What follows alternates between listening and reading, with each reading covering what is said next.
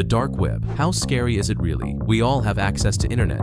We search, we click, and we watch things on regular basis. However, everything is quietly monitored and algorithmically recommended. But there is this thing called dark web that has got its system that is available for the most controversial stuff online. As you go to Amazon to buy your grandmother's birthday present, this kind of internet browsing takes place on a layer of the internet known as the surface web. But beyond it, there are many more levels of the internet known as the deep web. At the top of these levels are websites that can be viewed, but not found using Google or Bing searches. Consider online banking and government databases, where pages are password protected. But what if you keep going down until you reach the bottom of the deep web? Here is where you may locate the dark web. Users connect using encrypted communications and can purchase or sell anything completely anonymously. Extremists, criminals, and trolls operate in the wild west of the internet. So where did the dark web come from and how does it operate? First and foremost, people may be acquainted with the Silk Road, or at least its history, which was an online bazaar where you could buy narcotics completely anonymously. But the black web is part of something far larger, the deep web, which accounts for 90% of the whole web. Our regular online searches reveal simply the tip of the iceberg. Let's start with the basics. The web can be divided into three groups. First, there's the surface web, which is everything that's open and accessible. Essentially everything that can be accessed using a Google search. Following that comes the deep web. This is the part of the internet that is hidden from traditional search engines and contains unindexed web pages. You can uncover personal information, such as your paycheck and medical records, as well as confidential data from a firm. Finally, there's the black web. Sites are purposefully hidden from search engines. Sites on the dark web can only be accessed through special browsers that use masked IP addresses to hide visitors' identities. So where did the dark web emerge from? In 1969, a couple of university students used the world's first computers to send a message. It was sent over ARPANET, an early forerunner of the internet. The concept of connecting computers was innovative at the time, and it paved the way for the present internet. However, people have utilized the internet, or any form of it, for illicit online activities since its inception. In fact, one of the first e-commerce transactions was a narcotics deal in 1970. It was done by two students from MIT and Stanford. In the 1980s, people attempted to establish data havens in small countries with low regulations. These early examples were not quite as complex as the present dark web. However, they demonstrate that there have always been people who sought to utilize the internet to avoid the gaze of the government, or anyone's gaze for that matter. Things became more fascinating in the mid-1990s. Tor is a technology that was created. Tor, the onion router, is a browser that allows users to share information anonymously online. Tor and other peer-to-peer networks serve as the dark web's infrastructure. The dark web cannot survive without anonymity. Tor does this by masking the user's identity, by routing the connection through three separate servers around the world, adding a layer of encryption each time, hence the term onion. It is reasonable to suppose that Tor was created by a group of anti-establishment coders and criminals seeking to avoid government oversight. Given the illicit activity on the dark web, this makes sense. Tor, oddly, was established by the U.S. Naval Research Laboratory to enable intelligence agents to securely send information. Tor was further developed by DARPA, a U.S. Department of Defense department, and made available to the public in 2002.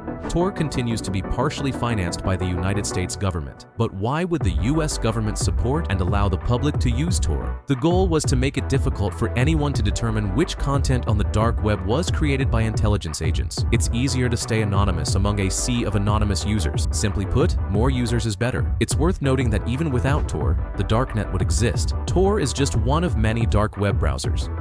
It's as if Google Chrome could be shut down tomorrow and the internet would still exist. A 2001 investigation conducted by the University of California showed that the dark web had 7.5 petabytes, or 7,500 gigabytes, of data. In just 2 years, this figure grew to more than 91,000 petabytes. Today, the deep and dark web together account for more than 96% of the whole web. To give you a sense of scale, the combined size of 60 of the largest deep websites is 40 times larger than the surface internet. When you conduct an internet search, you are only searching 0.03% of the entire web. The dark web is such a dangerous area that you can find scams predicated on murder. A website called Besser Mafia advertised to give the toughest Albanian hitman services, but in reality, it was two Eastern European males duping individuals into handing over money for hit missions that never occurred. After receiving their initial payment, the fraudsters frequently duped consumers, lying to them and fabricating reasons about why the assassination had not yet occurred. They even created a false moral panic over the subject. They launched phony campaign organizations and petitions, demanding that the Besser Mafia website be shut down. This is a complicated attempt to make it appear legitimate.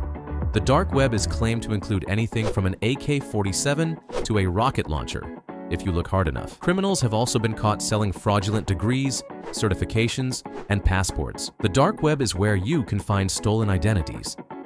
Individual bank account passwords cost roughly $160, while your whole identity costs around $1,200. On the dark web, there is also a secret Wikipedia. This includes censorship-resistant Wikipedia articles. Silk Road is one of the most well-known dark web marketplaces. The name refers to an ancient network of trade routes that united Europe, sections of Africa, Asia, and the Middle East. Ross Ulbricht acquired the term in 2011 when he founded the first Silk Road marketplace under the alias Dread Pirate Roberts.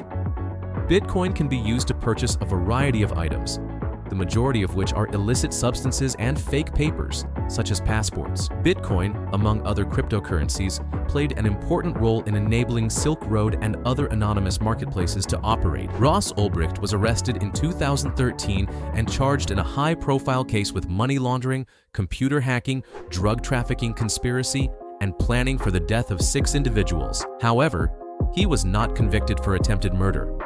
Ross Ulbricht was using his laptop in a science fiction section of a San Francisco library. However, in order to obtain the necessary proof, federal authorities had to apprehend Ulbricht before he could turn off his computer. The prosecutors in the case, essentially, wanted him online and the computer unencrypted when he was arrested. He was condemned to double life in prison and 40 years without parole. The US government seized around 170,000 bitcoins from Silk Road and Ulbricht's personal account. This amounted to around $100 million at that time. If sold at the pinnacle of the Bitcoin price in 2017, it would be valued almost $2.8 billion. Ross Ulbricht was a passionate libertarian who believed he was doing the world a great service. His regulations for Silk Road said that only things that do not endanger innocent people might be offered. He sincerely thought that he was empowering the people to oppose the government. It may be argued that Silk Road reduced violence in society by providing a way to buy narcotics without the violence of cartels, gangs, or local drug sellers. There have been debates regarding how much of Silk Road was constructed by Ulbricht, who had limited programming experience. Some argue that this was the product of a collective. New copies of Silk Road and other drug marketplaces are surfacing. Perhaps as long as there is a demand, another type of Silk Road will exist. The dark web has also been useful to whistleblowers. The New York Times and other news outlets have launched onion sites, allowing users to submit material anonymously. So the black web isn't really a place to surf.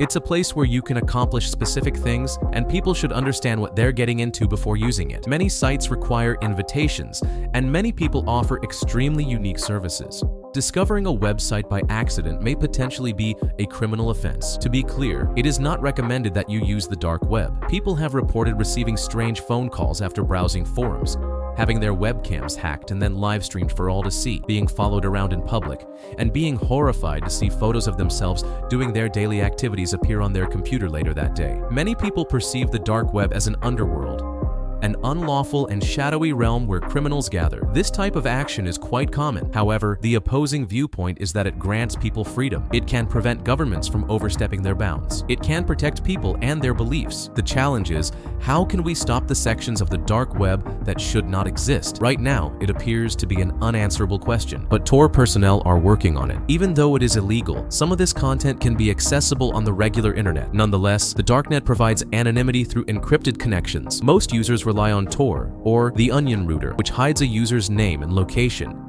making it simpler to commit crimes unnoticed. Running such illicit websites might be lucrative. Some websites functioned on a membership basis, accepting Bitcoin payments and providing privileged access for an additional cost. Offenders are occasionally caught when they make blunders. For example, in a 2018 instance, German authorities linked an IP address to an IT suspect. After seizing his laptop, it took investigators over a year to decrypt the material. Eventually, enough evidence was gathered to charge him. So far, 11 people have been apprehended, and several victims problems have been identified, but investigators believe this is only the beginning. Lastly, investigators face big problem because on dark web, they require original content in order to participate. This implies that submitting new illegal content is frequently the only way to acquire access, and police enforcement cannot do so without breaking the law themselves. The use of computer-generated content to replicate genuine footage without involving actual victims is one possibility being discussed. While this strategy could help investigations without endangering anyone, it is still highly controversial. Thank you for watching. Please subscribe to our channel for more and more amazing videos. We'll see you in the next video.